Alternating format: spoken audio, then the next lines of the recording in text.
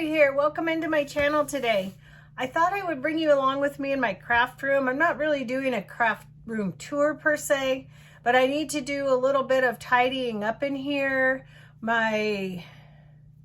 What you see right there, my candle making bench is a disaster and I need to get that cleaned off because I want to start making some fall and holiday candles. I'm way behind the curve on that, but I'm just making them for my family this year. I'm not making them to sell at craft shows or anything like that.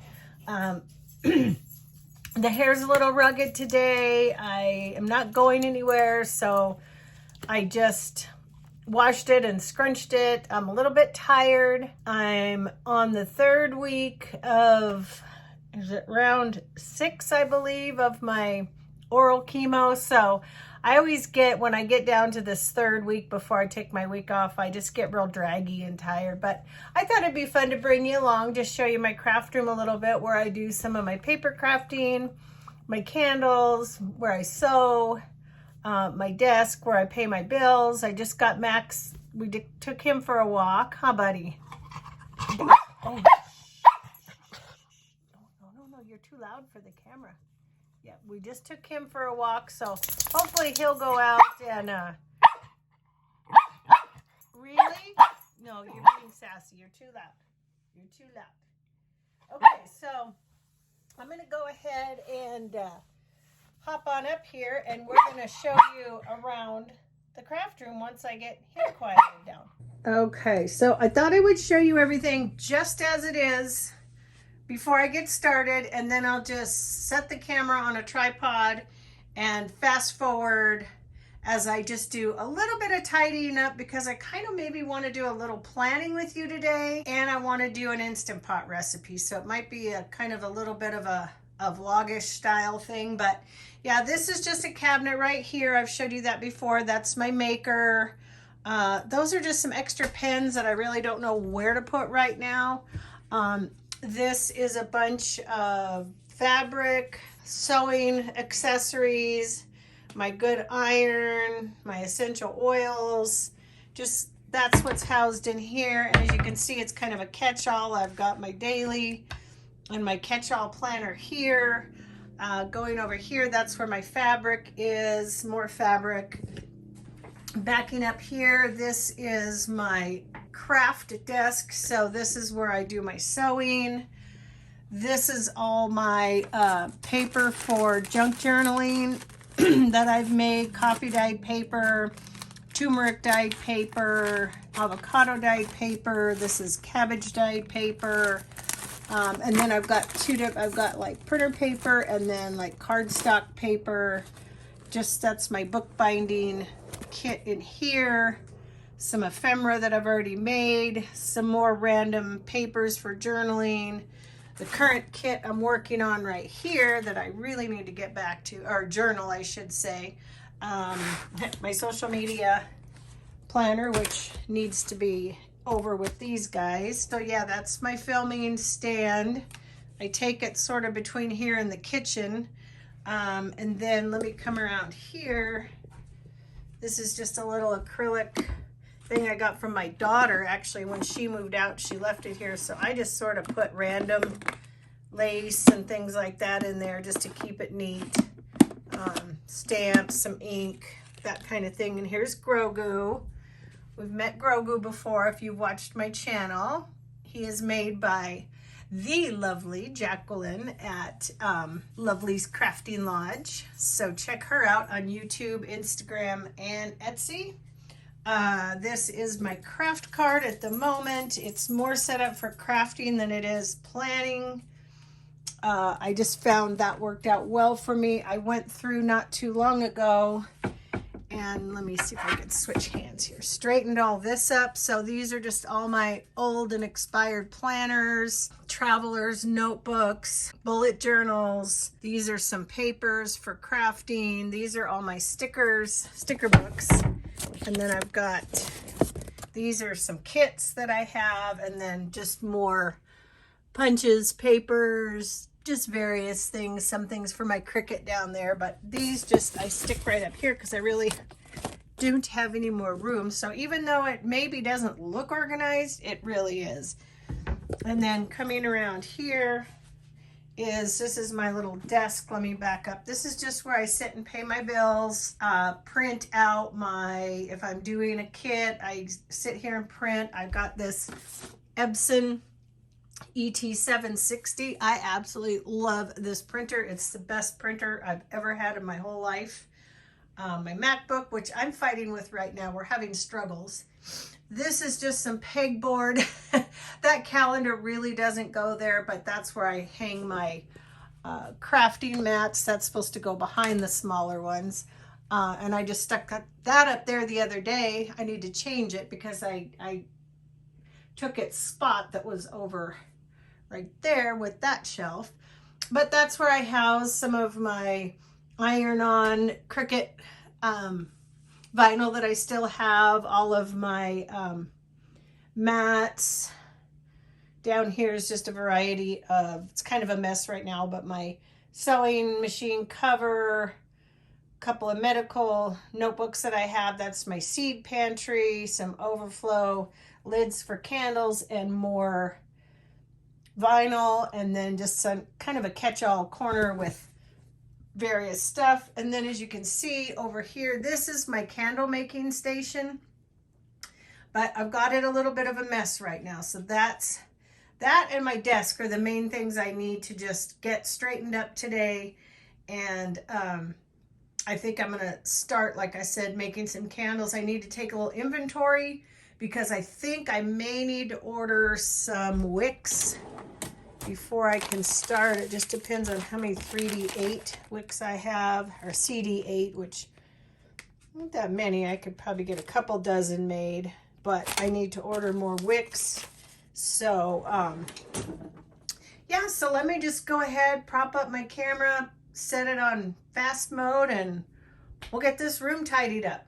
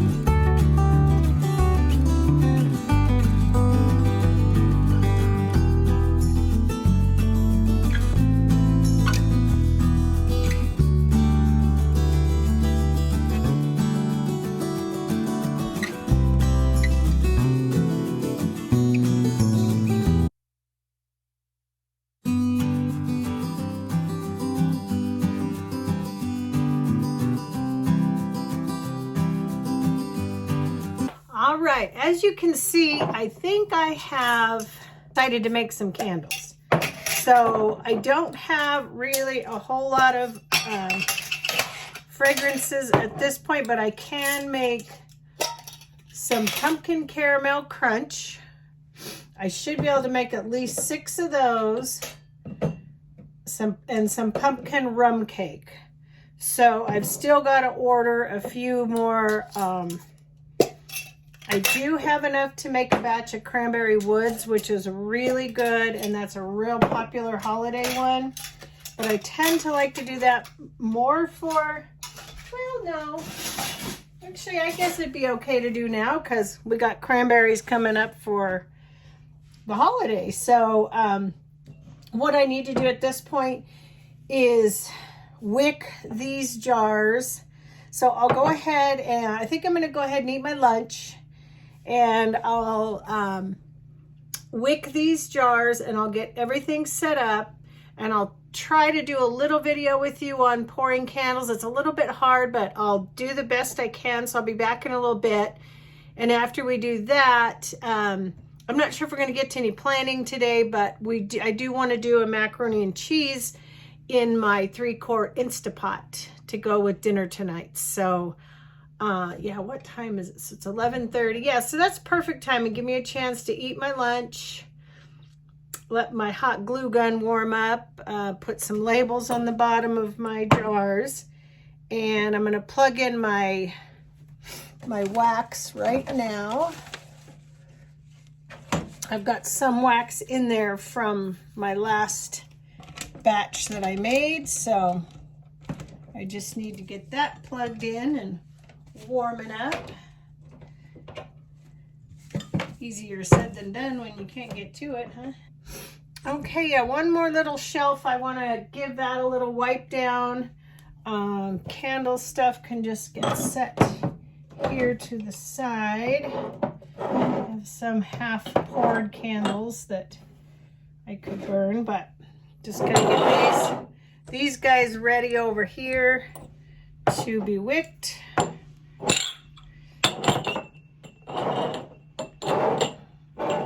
I know my daughter, Sarah, my oldest daughter, said she wanted me to do it. And I have done a candle making video before. It's just been a while. So I'm going to finish wiping up over here.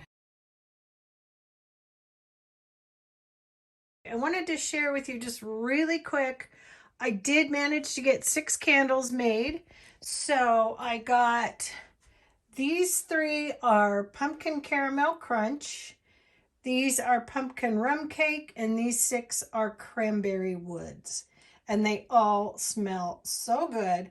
I used pretty much all the last of the wax that I had. So I definitely need to get a candle supply order placed before I can make any more. But I just wanted to show you that and share it with you because I'm really excited to be back and getting candles made again. Now we're going to go turn the camera down, and I'm going to be making a macaroni and cheese in my 3-quart Instapot recipe. I've never made it before. I will tell you where I found it on Pinterest, and let's just hope it comes out good. All right, friends, we are here to make some macaroni and cheese in the 3-quart Instapot today. I found a recipe on Pinterest from Simply Happy Foodie. That's the recipe I'm going to be following, and I'm going to follow it just as is. So the first thing it says to do is turn on the saute function, and then we're going to add to that, we're going to add our 2 cups of chicken broth. I was short just slightly of 2 cups. So I added a little bit of water and a little bit more of just the chicken bouillon because I didn't want to open another container of chicken broth. So I'm going to put in the 2 cups of chicken broth, 2 tablespoons of butter. We're going to add those right in. It says if you add any hot sauce or anything optional to do it at this time. I did choose to add a little bit of spicy brown mustard, so I'm going to go ahead and add probably about a tablespoon roughly. So turn on saute function, pour in the water, the broth, salt, pepper, and seasonings. So we're going to put in a 1/4 teaspoon of salt, which I'll just do a little pinch. It's about a 1/4 teaspoon of salt. A little bit of pepper. Can always add more to taste, so don't worry about that. It does call for a 1/4 of a teaspoon of seasoned salt. So I will use my little measure for that just so that I don't get too much. So that's just a 1/4 teaspoon of seasoned salt. I'm just gonna let this come to a simmer and then I'll be back.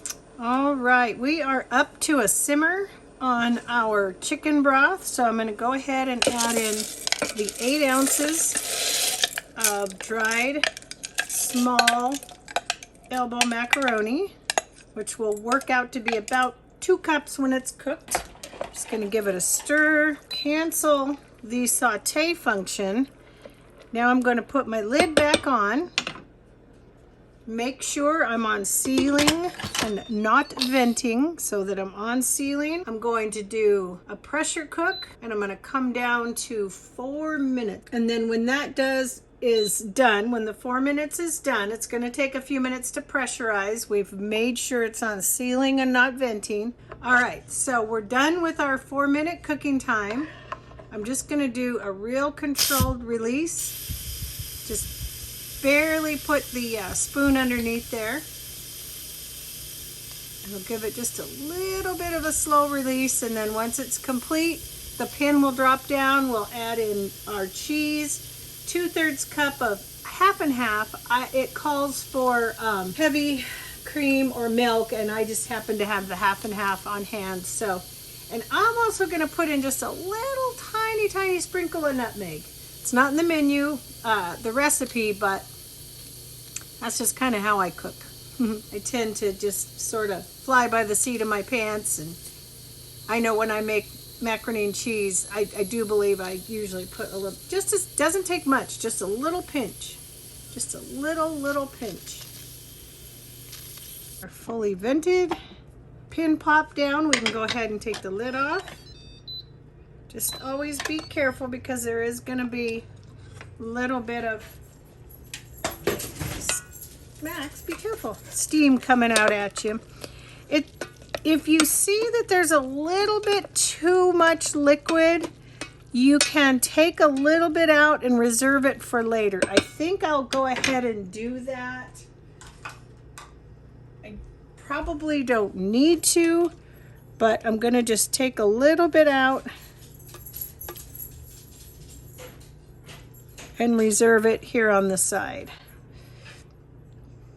So now I'm gonna stir in my 1 cup of cheddar cheese, and I would imagine you could use any combination of cheeses you wish. I could have put in some jack cheese, and I didn't think about that. That would have been good. Just here I am with just a little bit of nutmeg. You can see it's not much. Get my cheese stirred around. It will thicken upon sitting as well, so that's something to remember. And I'm going to actually just sort of keep this warm in here, or put the lid back on and keep it warm until I decide whether I'm going to brown it in a casserole dish or not. But as far as the macaroni, everything looks good. We're gonna put in 2/3 of a cup of half and half. 2/3 of a cup. Throw that in the dishwater. Now I'm just gonna let it sit for a little bit, and I will come back after it's had a chance to keep warm a little bit, thicken up a little bit, and we'll take a look at it and see what it looks like. I am going to grab a clean spoon though. I want to take just a real quick taste and see if I need to add any salt or pepper. No, plenty salty. Plenty good flavor. Wow. You know, I can taste the mustard in there too. Okay, I'm going to go ahead and stick the lid back on. I will show you the finished product once I get it plated up, and I'll let you know if I decided to brown it up in a casserole dish.